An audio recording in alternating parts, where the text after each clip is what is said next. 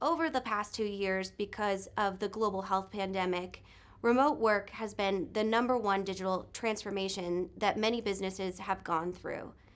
Here are 9 steps to creating and leveraging a positive remote working culture.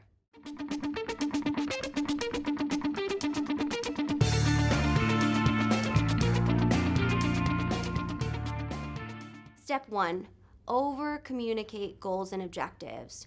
We've all been in a room in a corporate culture a lot of times where a CEO or C-suite member will go over quarterly goals with beautiful pie graphs and all those types of things.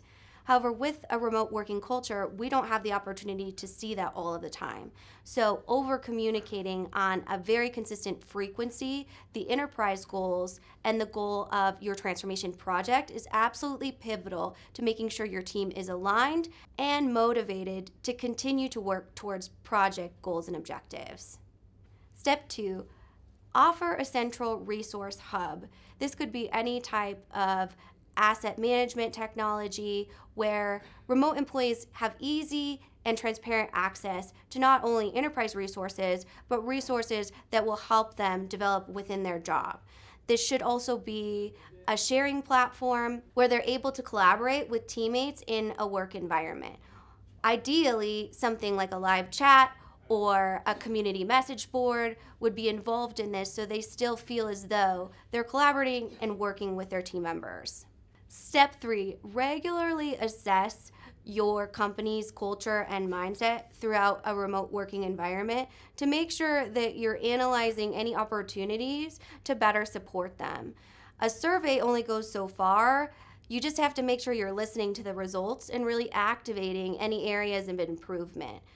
It not only means a lot to employees that their enterprise or leadership actually cares about how they're doing in the remote workspace, but it's also a great opportunity to garner learnings and data about your business to continue to improve it.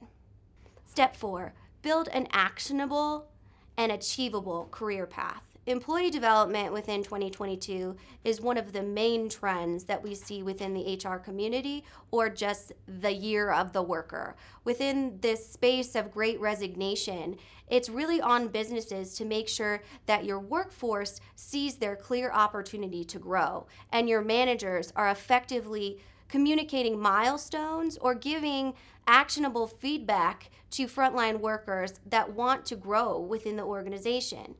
This is going to help with attrition of your employees, and then it's also going to build a culture of transparency where your managers are having conversations that involve feedback and that involve listening as well. If your managers don't know how to listen, there's going to be no way that employee is going to feel heard and wants to continue to be motivated to work hard for your organization.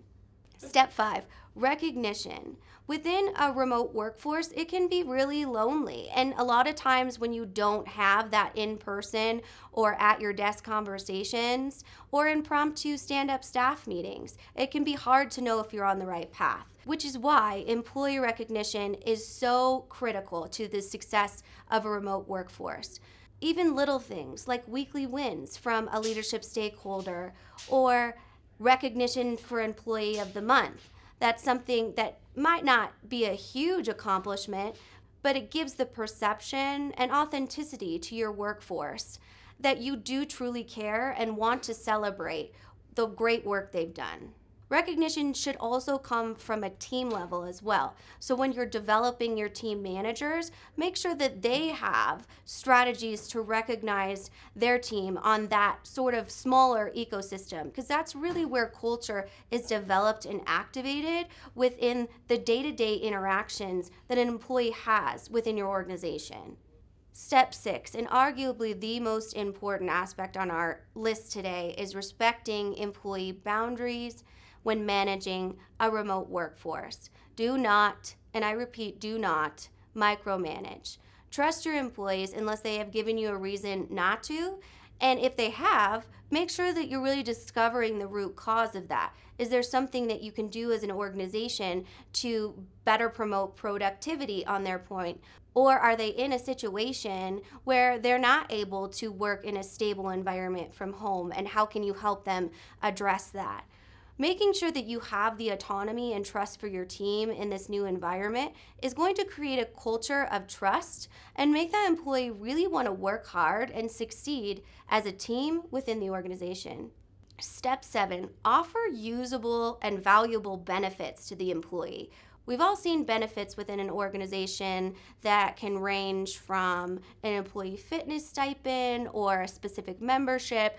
But really, what does your remote workforce need to be successful? Do they need a specific stipend so they can install an appropriate home office? Do they need an additional benefit that in regards to childcare that helps them to make sure that their family life is stable and they can really focus on executing on their own roles and responsibilities?